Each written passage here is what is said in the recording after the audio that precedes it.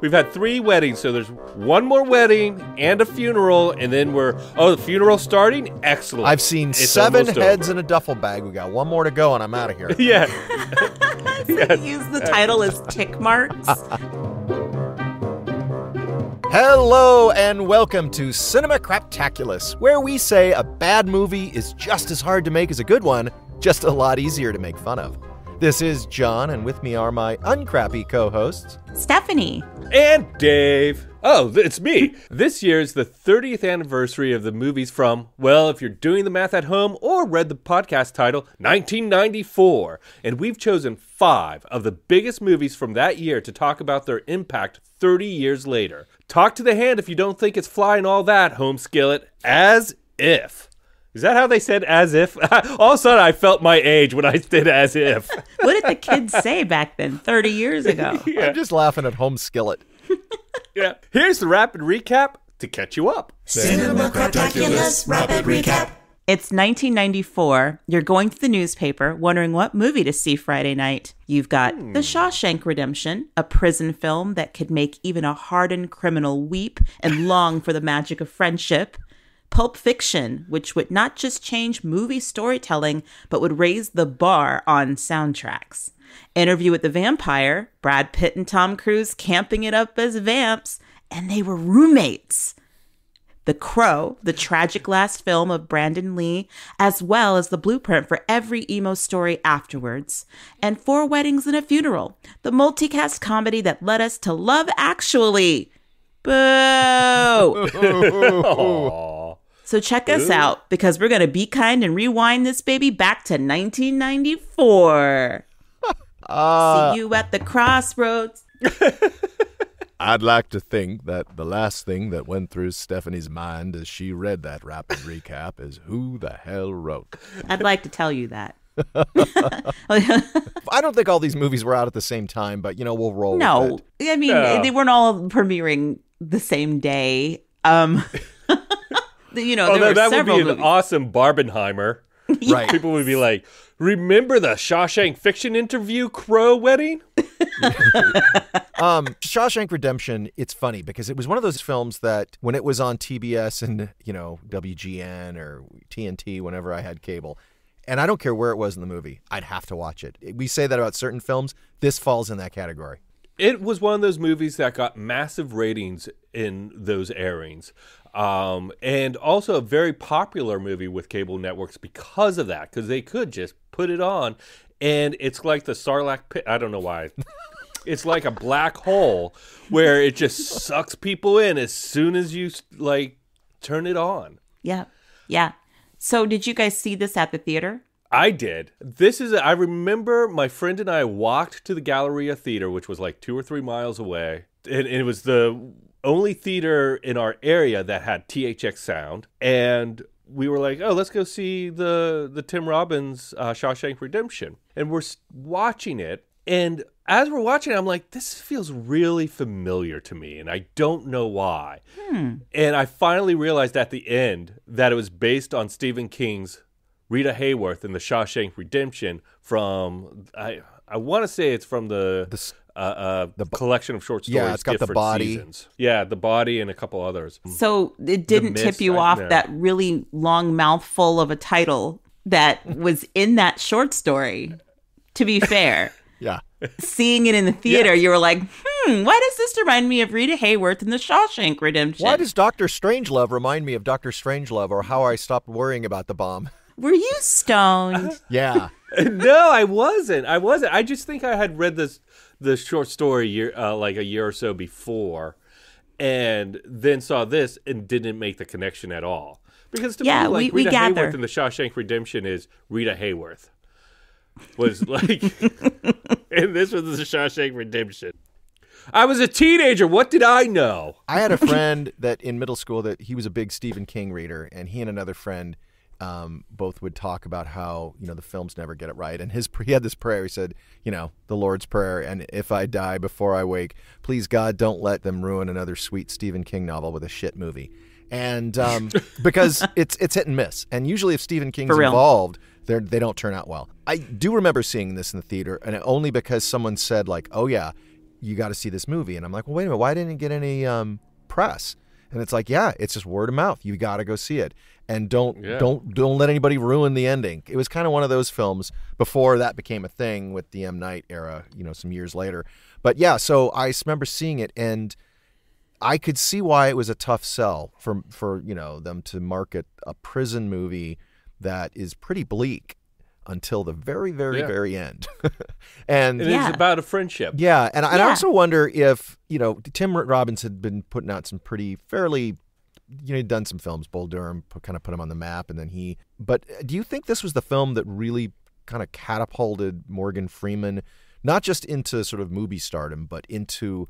Like, is this the pop culture... voiceover star? Well, just made him who Morgan Freeman is. Do you think this is the movie? I would say arguably. I do think it mainstreamed him a little bit more than Glory and Lean On Me had. Well, and he had an Oscar nomination. He was, that's true. He was in Driving Miss Daisy. I don't know. I feel like this film, for people that didn't really follow the other films, I think this film just put him over the top because he was the blood of the movie. He was, he was the everyman. The beating heart of... Yeah. And everybody, when you hear that voice, I think that's probably why when it'd be on TV, I'd hear his voice because he's narrating. And, and I don't know what that, opera singer sang that day, but it sawed through, you just hear the voice and I'm like, boom, I'm on the couch, 2 PM, not going to mow the lawn. I'm watching, except when they, Shawshank. But they also edit out the really bad language. Well, it's also interesting that it's kind of like, for me, Al Pacino became like second act Al Pacino with Scent of a Woman when he kind of developed that hoo-ha. Yeah, I'm going to talk like this from now on, And I think that kind of what did it, it stereotyped Morgan Freeman as like the classic narrator. Yeah. Yeah. More power to him, actually. I think as we opposed to what happened to Al Pacino. We can't give him more power, David. We can't pull him back from the edge. More power. Yeah. No, I tend to agree. More tea and honey to him. Yeah, I would agree that he's, I saw this movie after, full disclosure, I saw all these movies on video or on cable. I was too young to see them in the theater. So there you go. Oh, yeah, because they're all rated R. Yeah. Because millennial. Classic millennial. This is where her millennial flexes. Sometimes she'll flex the Gen X, but this is like the millennial. Too young to see your to see your poo-poo R-rated movies. That's the beauty of being born in the cusp. But yeah, I think the first time I saw this movie, it was on cable, and it was definitely an experience like John was describing. I just got drawn into it, and it was just so beautiful and unexpected, and the music was great, and the acting was top tier, and it was very bleak. It's a heartbreaking movie, and I think what makes what people love about it, it's heartbreaking, but there's that little Stephen King revenge at the end, and I think that's something that people underestimate King as a writer, is his ability to, and he can break your heart with that little twist as well. But in this one, there's some uplift, but leading up to it, it's really a hard slog. And I'm curious, I don't think there's any female characters at all, except maybe a flashback to the courtroom where Andy Dufresne gets found guilty. But for the most part, it is just dudes. Yeah. So I'm curious, Stephanie is like this young, impressionable female. You're watching it. It's like it's set in prison. They don't really show sort of the brutality, but they definitely talk about it. What were your thoughts? Did that turn you off, the fact that it's all these guys in prison? Well, let me put it to you this way. Or did it turn you on? Or did it make you glad you're not male? Well, my favorite movie in high school age, was Platoon, so I don't flinch when it comes to a bunch of dudes. In fact, it improves it. So for that my was little okay. What? For high school, but Shawshank Redemption, a little too much.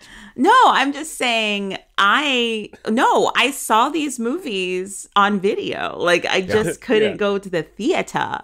But to your point, I wasn't I wasn't offended by the fact that it was all men.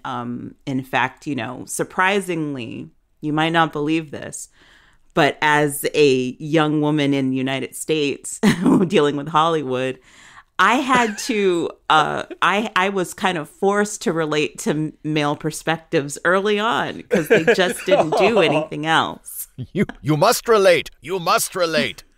Yeah, the male protagonist was the protagonist. Everyone else was weird. It was a chick flick if it wasn't, I'm going to extend the olive branch a little bit here. I'm going to empathize or sympathize. I don't know exactly the word. But when I was in high school, I watched a lot of female prison movies. So I know exactly what you mean. I know where you're coming from. I feel it. Thank you. No more. Well, I just want to keep the ball rolling on the movies, and I think the segue here is that right around that window of 93 to 94 was when movies got really frickin' long. The year before, in 93, we had Schindler's List. So there was the audience, I think, was sort of being trained to sort of sit through a 2-hour, 45-minute plus movie. And Shawshank falls into that. And then the next one up, of course, would be, Tarantino's big opus, which was a long movie.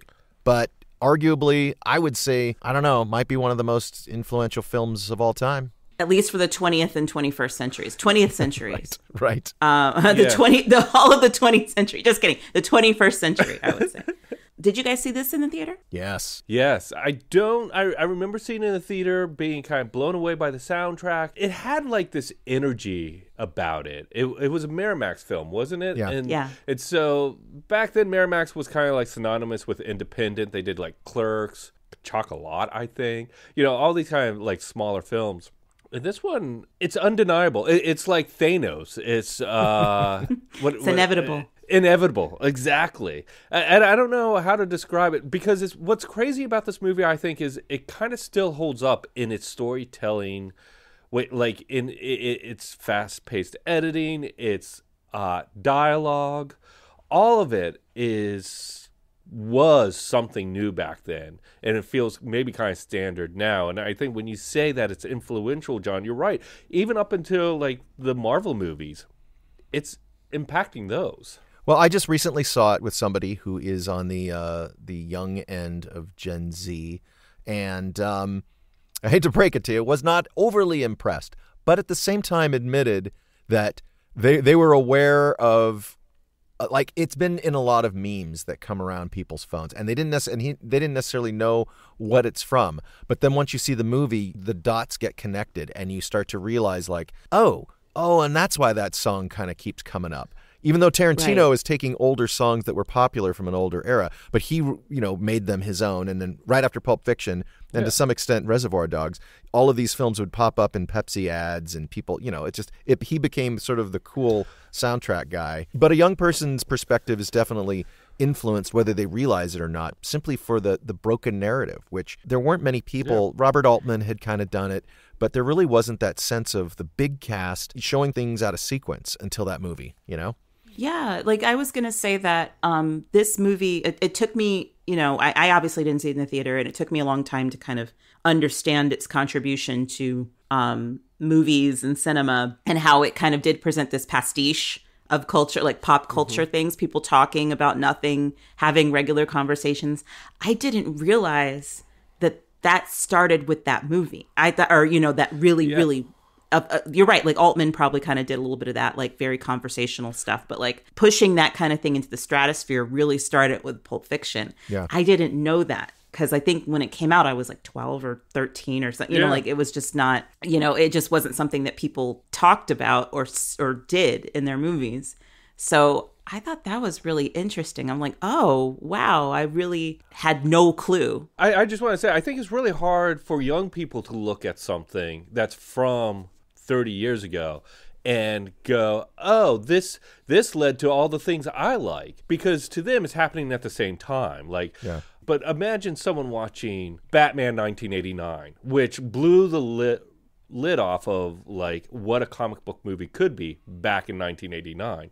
But now it just seems a little campy, kind of poor special effects. Quaint. Quaint. quaint. Having no idea that movie kind of led to the X-Men, which led to Spider-Man, which led to the MCU. Mm-hmm. And we just don't know what's happening. I mean, that's the thing. Like, if you don't have the context, which I didn't have when I first saw like any Quentin Tarantino, like I didn't have the context to understand that it was new or something I hadn't seen, because I hadn't seen a lot of things. Yeah. Or, the other thing is, look at the animation of Toy Story 1 from, what was that, 94, 96? 95? Mm-hmm. Oh, yeah, 95. But that animation is horrific now. But when we saw it in the theaters, we were blown away by this like magical computer animation. Yes. Well, I think it's hard to, to Stephanie's point, it's hard to know the tendrils that were sort of, that went through the industry and storytelling and television and movies. I mean, I'm sure this gets studied a lot in film school and the scholars know exactly where to pinpoint. But I think what Tarantino really did, and I think I saw that callback to it more so with Once a Time in Hollywood than in any previous film, because he hadn't done a film specifically set in L.A. in a while. So I felt like his most recent one was the most closest to, I guess, maybe Jackie Brown and Pulp Fiction and Reservoir Dogs. He makes the mundane seem interesting. And if you think about like where things came after, what came after that, Seinfeld and Friends. And Seinfeld came out before that. Was Seinfeld around in 94? It was around, it started in 89, I think, was the premiere. No, 93. Well, I think that maybe what was going on at the time that Tarantino tapped into was finding... Damn it, John! Because there's so much in that movie that... Line up your dates! Exactly. There'd be no Pulp Fiction without Jerry. No, but you think about like all of think of all the sensory imagery in Pulp Fiction. There's hamburger eating and drinking sodas and milkshakes and the way they comment on and feet, and drugs. The way they just make heroin seem so luscious. And they talk about coffee, and then you're in coffee shops and you're in a restaurant. Like he had an uncanny ability to sort of tap into the things that are kind of ordinary and make them interesting. I want to say this before we move on, that the one thing that I may never forgive Pulp Fiction for is that it spawned so many movies from every walk of life. We're talking about like feature films, independent films, and student films of a bunch of gangsters walking around with briefcases and guns. And suits. And suits. The proliferation of this trope because of Pulp Fiction, I will never forgive. I love how you're not gonna. That's what you're not gonna forgive him for. I thought you were gonna say for white guys just routinely rolling the N-word off their tongue. That gets a pass. Oh yeah, well, but the that goes without briefcase and saying. suit is what we're gonna be upset about. I get it, because when I saw the Joker movie and Joaquin Phoenix did that dance down the stairs, I was like, oh. Now we're going to have to put up with 30 Joker impersonators at Comic-Con doing a dance down the Comic-Con stairs. We get it. You're the Joker. Let's move on. Nothing's original. And then the callback ones where the Joker is dressed as John Travolta from Pulp Fiction, but doing the Saturday Night Fever strut. And it's like this meta 3. Because, in Comic-Con, they'll it's not just Darth Vader. It'll be like. It has to be Darth Deadpool. Exactly. Dead Vader. So speaking of dead, Interview with the Vampire. So now I get to talk. Again, remember how old I was at this time. So you snuck into the theater? I did not. The only movie that at this time that I snuck in to see was Halloween: Curse of Michael Myers. And I regretted it. But anyway, I regret it on your behalf. I thank you. Interview with the Vampire. This is like my teenage vampire, gothy, romantic vampire darkness movie, even though it was high camp many, many times. I like this movie at most out of it's not something that is great. It's not a great movie. Is this your Roadhouse? It might be. Is this your cocktail?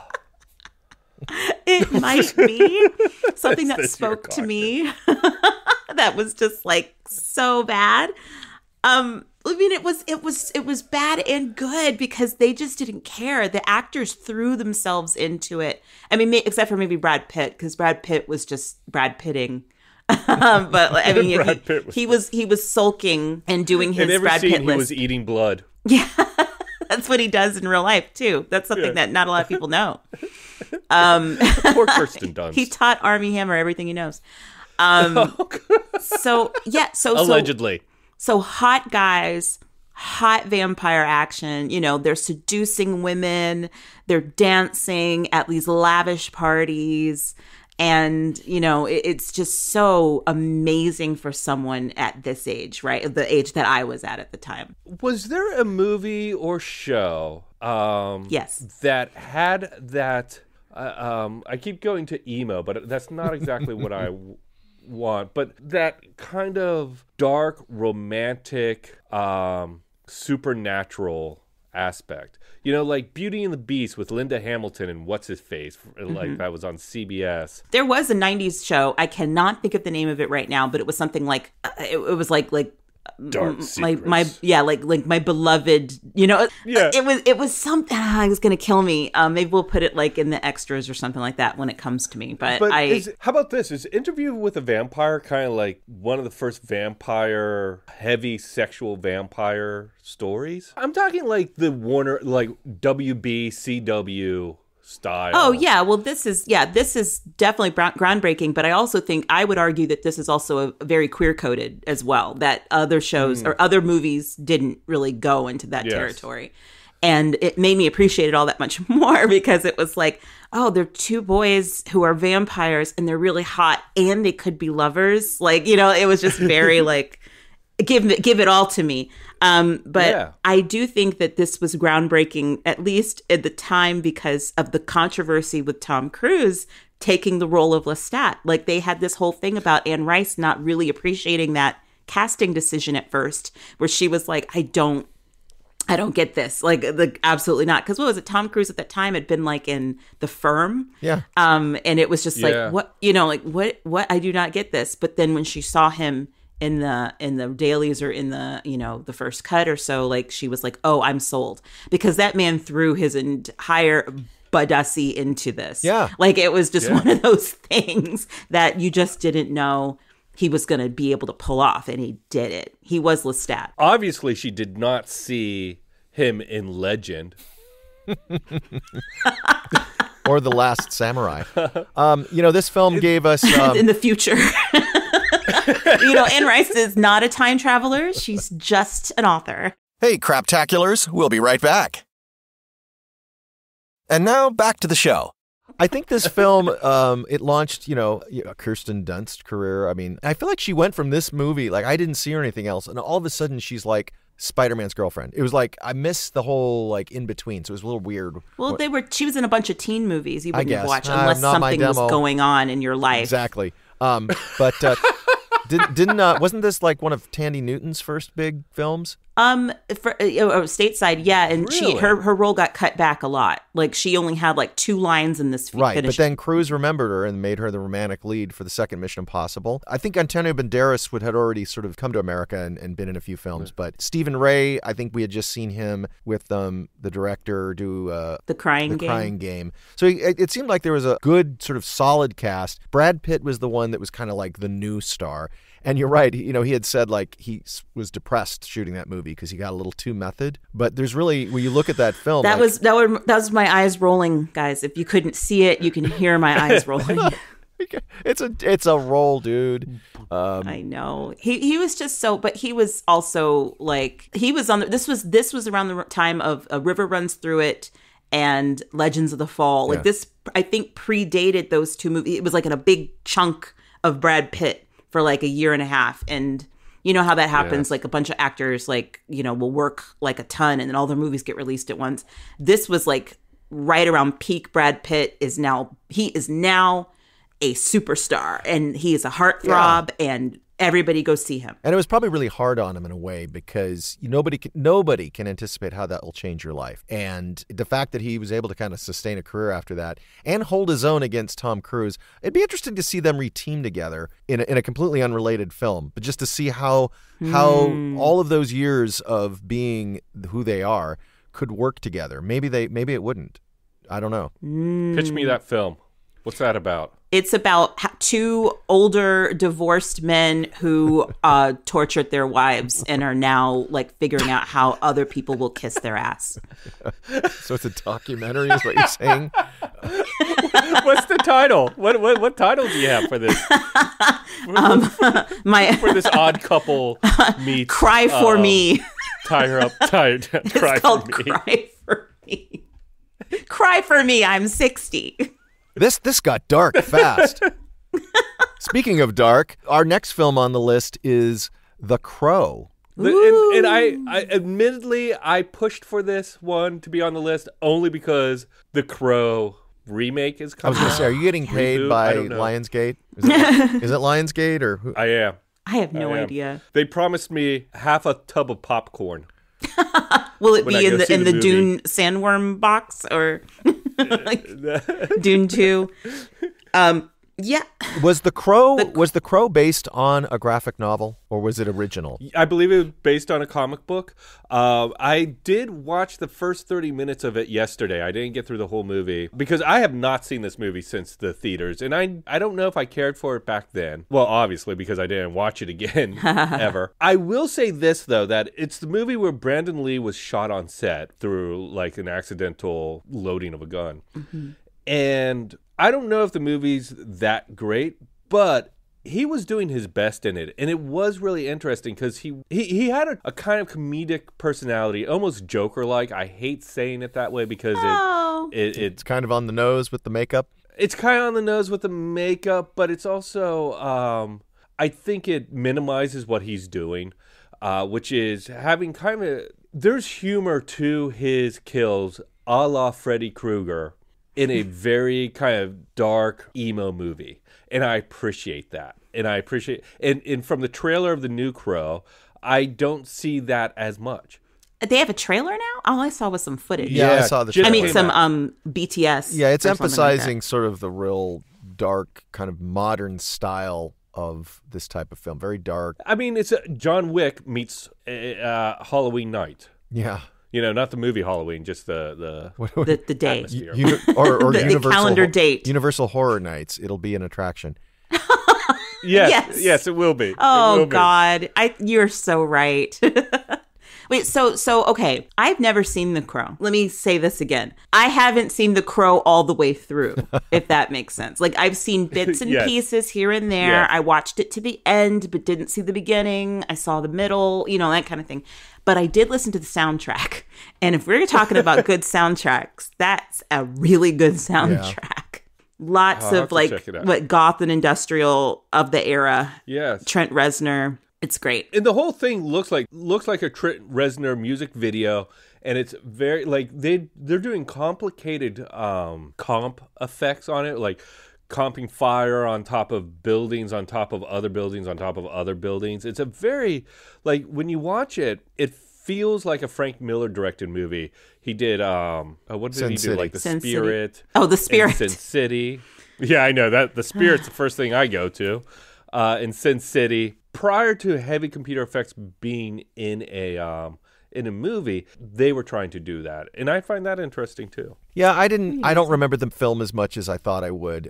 Actually, watching the new trailer helped me kind of remember a bit, and I do remember, there was use of CGI, which was, they called it CGI because they had to sort of recreate Brandon around, the film. He had shot, they hadn't finished things, and so they had to do some things where they used his reflection and a lot of body doubles. I don't remember if it compromised the story, but I did not see the sequel with Eddie Furlong, and I think there was probably, they had like these bad sequels to it. Oh, I'm sure there was like 7 of these movies. I literally couldn't name any of them. Like in like the final one aired on TNT as a premiere on Saturday morning, probably. Yeah. Well, it was a little eerie that we're watching a film and the guy had died. It's not uncommon. We've seen some films where the person died, but back then, I hadn't seen anything because I didn't see previous film. And then knowing that his father died early, it was just it kind of permeated the experience. Maybe not unlike watching The Dark Knight, where you're watching the final performance of someone, right? Which is interesting because it's another guy in white makeup. But we hadn't seen Brandon Lee do anything else before, right? Like this was his big headlining movie, and he had died before it came out, right? Anyway, I just took away from your point, John. Yes, they were both wearing white makeup.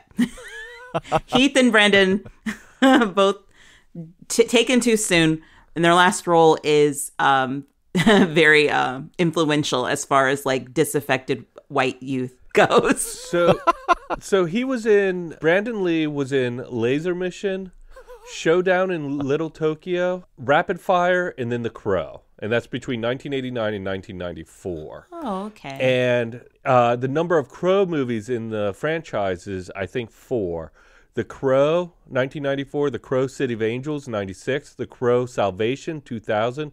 The Crow Wicked Prayer, 2005. And then the 6th one is The Crow, 2024. And there was a TV series, The Crow Stairway to Heaven, 1998 to 99. Oof. So probably like first run syndication. And yeah, I think the other thing, I'm just going to throw this in, that I really appreciated this movie. I always hate when there's a movie like this, like when people are going to switch bodies, or someone's going to go into a coma and wake up in the future. Things where what the setup is from the trailer, and then you have to sit through, like in the trailer, it's like 1 minute, like 30 seconds of setup, but in the movie, it's like 15 minutes, and you have to sit through these 15 minutes of setup before like the people switch bodies or the person goes into a coma or whatever. In this movie, it opens with them dead, with the lead, Brandon Lee, his character. Okay, guys. What? His character's name, Eric Draven. Yeah. Eric D. Raven. Oh. Eric D. His character name is Eric the Raven. Otto Octavius. Eric the Raven. What are the odds? A guy who gets 4 arms. Yes. Named Otto Octavius. Yeah. Goodness. I'm sorry, just taking us back a little while, and I was just looking this up. You were talking about like dark shows, right? And you reminded me of what we had said about the vampire shows. The vampire show that I remember from the 90s was Kindred the Embraced. And it was about, I guess it was about a guy chasing vampires or something. It was like a sexy coven of vampires or something like that. I don't know. Sorry, guys. That's okay. I've never heard of that show before. Yeah, that came after like Silk Stockings and yes, it was like Silk Stockings and Baywatch Nights. Yes. I don't think we could have picked a more completely 180 for our final film of the 1994 celebration. Yeah, 4 weddings and a funeral. Which, by the way, I do think we have an interesting slate of movies, though. Like the Shawshank Redemption, straight up Oscar-worthy drama. Pulp Fiction, I mean, it says it all in the title. It's Pulp Fiction. It's like violent with music and stuff. And that's a cultural reset.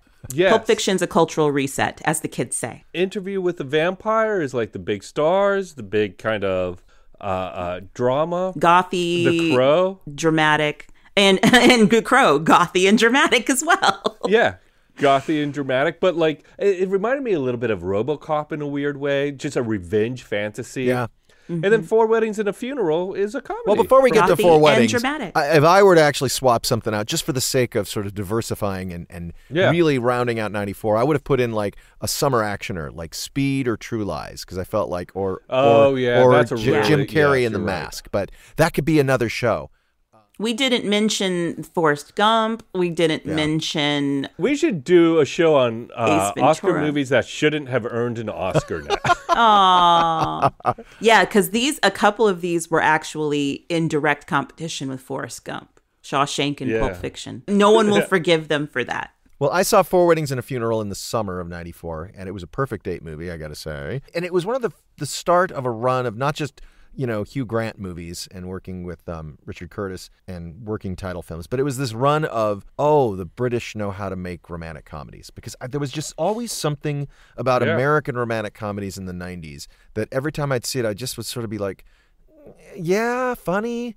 I never quite actually felt like I was watching a movie I was enjoying. It was more of like, I got to get through this. I mean, Harry Met Sally, and everybody comes from their own viewpoint, both age-wise, culturally, gender, so they're going to enter a romantic comedy from a different angle. But I felt like Four Weddings and the subsequent films like Notting Hill and others, I felt like the British were able to, they showed me something about romantic comedies that was a little rougher, that people weren't as perfect. The endings were there, but there was just something kind of like, not cynical, but there was a humor I could access. And this is before, I hadn't seen a lot of British comedies, to be honest. But I felt like this film kind of showed me something that I could appreciate in that genre. Does that make sense? Yeah, that thing was totally. Hugh Grant. That thing let me ask you was Hugh. Were the British romantic comedies more of an ensemble cast? Because Four Weddings and a Funeral is definitely an ensemble, isn't it? I don't know. I mean, there may be central characters, I was too busy watching Platoon, Dave. I don't know anything about this movie. She was too busy listening to the Crow soundtrack in her bedroom. Dreaming about Brad Pitt and Tom Cruise as vampires. Though that style of comedy would have like a lead, like a Hugh Grant character, but then there'd be a cabal of friends, and those friends would sort of fill it out. And that the same applies to Bridget Jones. It applies to everything. Kind of went out the window with sort of their Infinity War, which we'll call Love Actually Endgame. And but yes, Hugh Grant, you bring that up. But Four Weddings. It's interesting because it has an odd title, which is kind of what we think of with a lot of British films. But at the time, it was like Four Weddings and a Funeral. So you're watching it and you're kind of thinking, there will be a funeral, I think. Well, what I love about titles like this is I can keep track of when the movie's going to end. Okay, we've had three weddings, so there's one more wedding and a funeral, and then the funeral's starting? Excellent. I've seen It's 7 almost heads over. in a duffel bag. We got one more to go, and I'm out of here. Yeah. You use the title as tick marks to get you through. Yeah. Wow. I don't know if you've watched. There were a fair amount of actors from that movie that went on to do not just more, working title films, but it just gone on to do other stuff. What's her name? English Patient, Kristen Scott Thomas, just to name a few. The thing that really kind of, for me, grinds it to a halt, I hate to say it, is Andie MacDowell. There was just something that I don't know. I did not like her that much. And she's supposed to represent, the Americans. And there was just something about... That's probably why you don't like her. I felt like the casting on that could have been a little different. But maybe you look back on it and you go, oh, no, it was perfect casting. That was my only little qualm. That and the fact that the scene that they do in the rain is so flagrantly like... on a rain machine with fake lightning. You remember at the end, the kiss? What? It's so bad.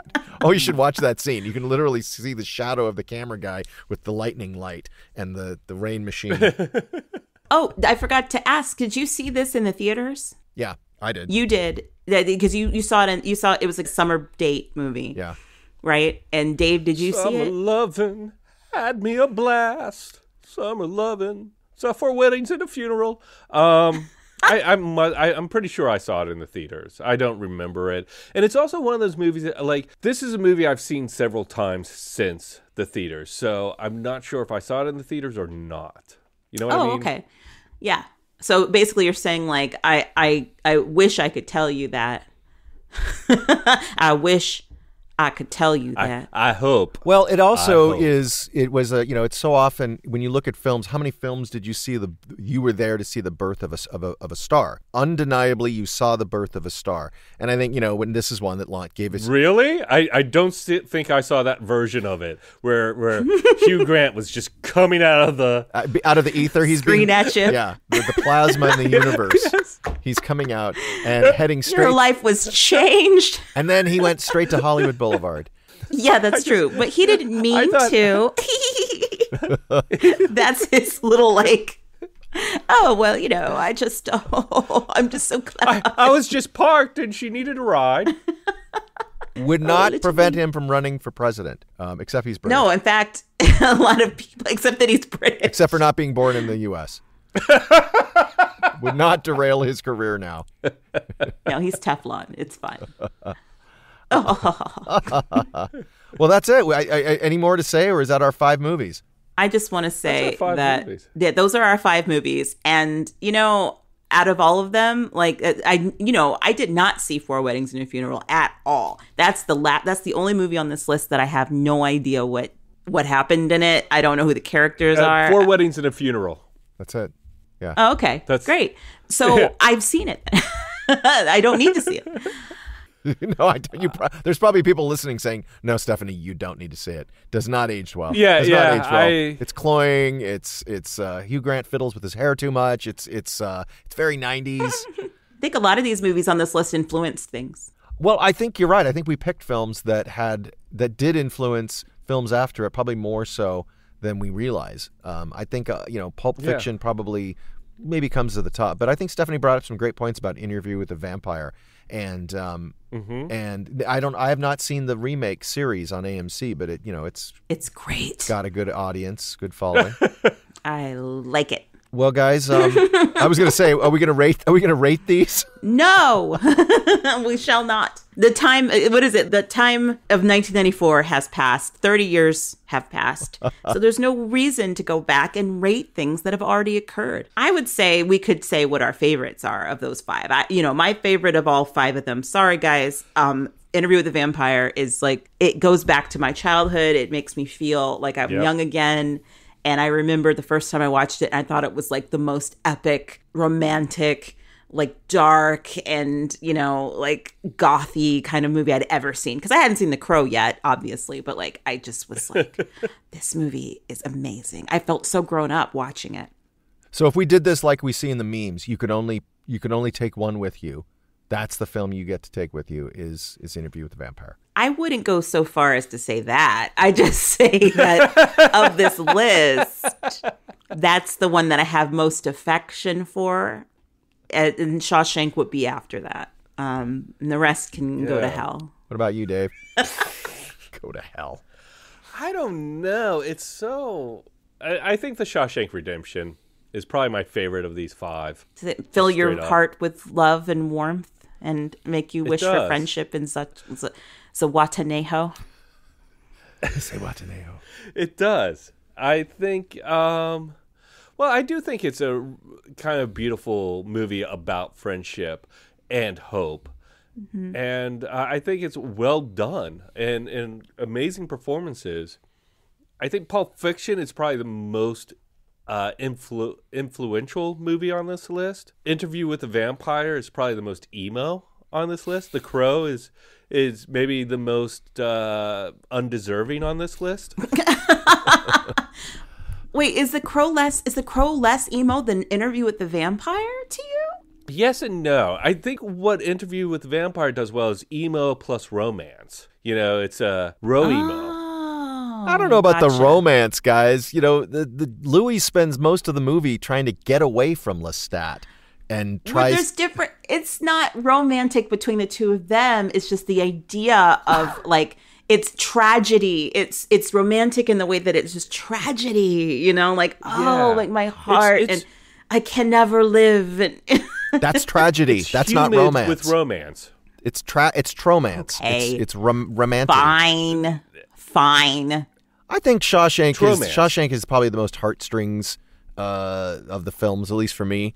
But and it's hard because I probably would, put that as my pick. But Pulp Fiction, if I had to take away, because I think it captures that decade in many ways and the soundtrack. Yep. But looking at it again, especially with a young person's eyes, it's kind of gross in many ways. It's. I mean, I don't mean just gross, but it's kind of like you feel a little dirty. You feel like you read a Pulp Fiction, and some of the language is coarse by any standards, and when you see it with a younger person's eyes, you kind of realize wow, we were all sick fucks in the 90s.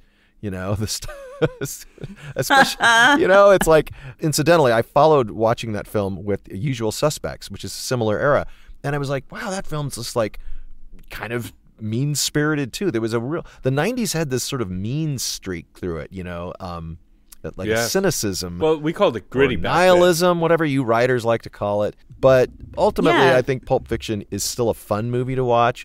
Great acting, even just like, Tim Roth and Amanda Plummer, just their little scene together where they're like, I love you, honey bunny. And, they're doing something Pumpkin. really obnoxious and they're robbing people. But then you see the payoff with Samuel L. Jackson's speech with them. I don't know. It's just still, I got chills watching it because I was like, wow, I was here for Pulp Fiction.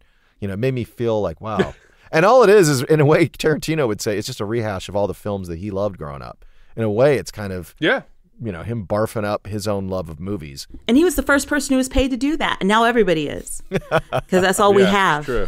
That's all we have. All we have is commentary and self-reference. Yep. All right. So I think it brings us, guys, to the end of the road. We are no longer in 1994. We're going to pop back in our time machine, come forward to 2024, where we will say thank you all for joining us on this Cinema Craptaculus journey. This is Stephanie, also known as the Crow. And ever present with me are Dave and John, also known as Louis and Lestat. Wait, and aren't you also known as That's So D. Raven? That's So D. Raven. And remember so that a bad film from 1994 is just as hard to make as a good one, but a lot easier to make fun of. Yay! See you at the crossroads. That's like my 1994. I'm like, do it. Sing that song. If Steve was here, he would probably sing us out on The Only Boy Who Could Ever Teach Me Was the Son of a Preacher Man. What does that have to do with 1994? That's the song that from Uma Thurman snorts the heroin up her nose to. Remember? Preacher Man. No, and Crossroads, I was wrong. It came out in 1995. Sorry, everybody. Oh, that's a song from the future. It's a song from the future. So long, future girl. A special thanks to all of our loyal Craptaculus listeners. You know who you are. We call you Craptaculars, and we are grateful you spend time with us. Be sure to tell all your friends and family to listen, subscribe, and leave us a rating and a review. Cinema Craptaculus offers up hilarious movie discussions, and our Expanded Universe show offers up a grab bag of showbiz analysis, interviews, pop culture fun, and lots to geek out on. So stay tuned for more Craptaculus fun coming to you wherever you listen to your favorite podcasts.